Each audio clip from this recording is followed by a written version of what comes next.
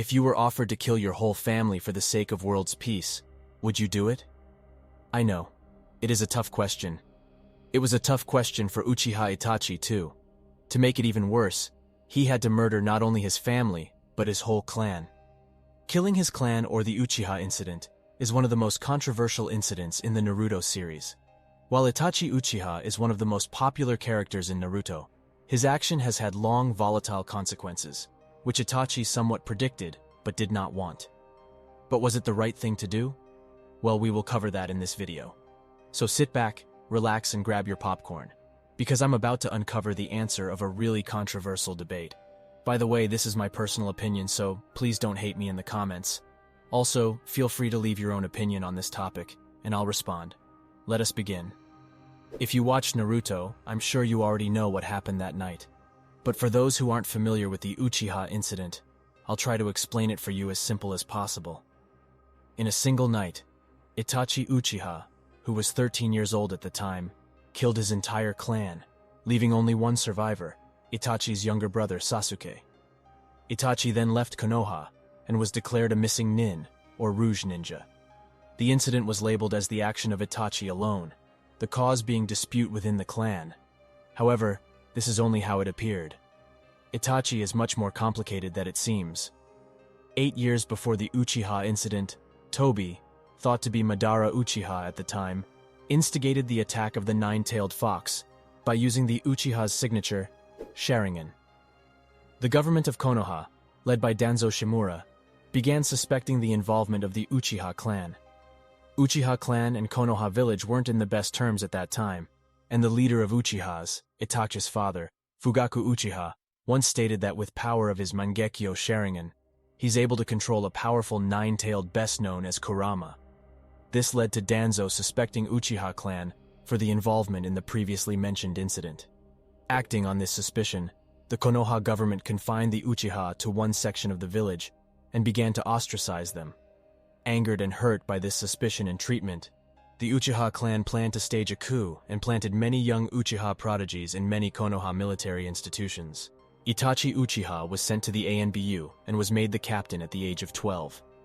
However, having witnessed the Third Shinobi War at the age of 4, Itachi believed in peace and opposed his clan's idea of a coup. The Uchiha suspected Itachi and sent Shisui Uchiha to spy on him.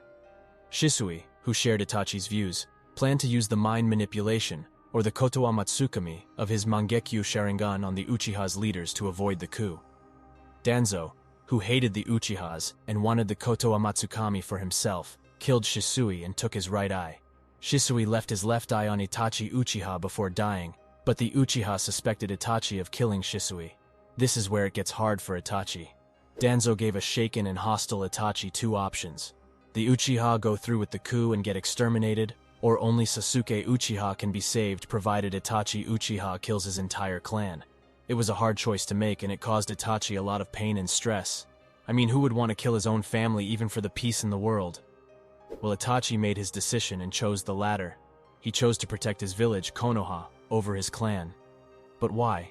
Because he believed that the safety and well-being of the village, and all its inhabitants, was more important than the desires and goals of the Uchiha clan.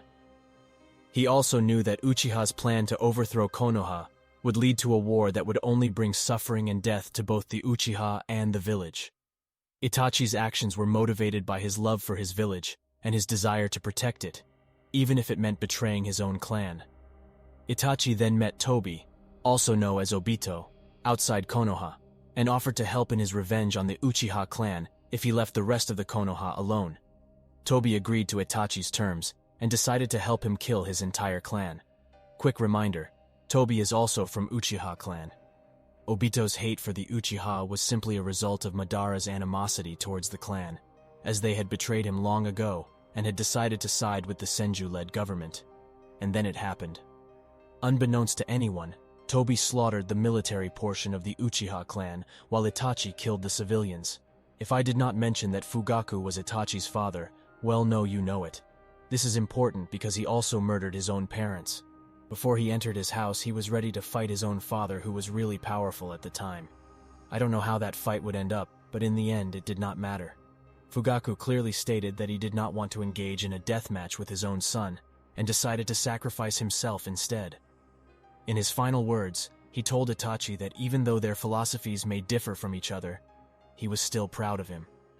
Steeped in guilt, Itachi tormented and traumatized an 8-year-old Sasuke to the point that he wanted to kill his elder brother. Sasuke, unaware of the history behind Itachi's action, was the only one who Itachi Uchiha thought could justifiably judge and punish him for his crime. Now that you're familiar with the main event, I'll tell you the consequences that previous actions caused. As he didn't know the real truth behind Itachi's actions, Sasuke grew up fostering hate and resentment, which ultimately made him obsessed with revenge on his brother to the degree that Itachi did not foresee, but probably should have. Sasuke's turn into darkness was as much his fault as it was because of Itachi's actions, and only further villainized the Uchiha in the mind of the people of Konoha.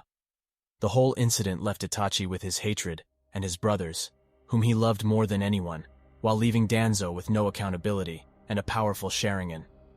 What Itachi Uchiha did was genocide, and under no circumstances can that be justified.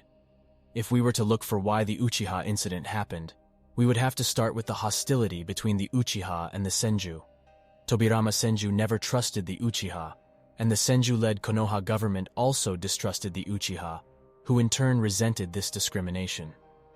Every effort to make peace was met with suspicion from Konoha, and the answering resentment from the Uchiha.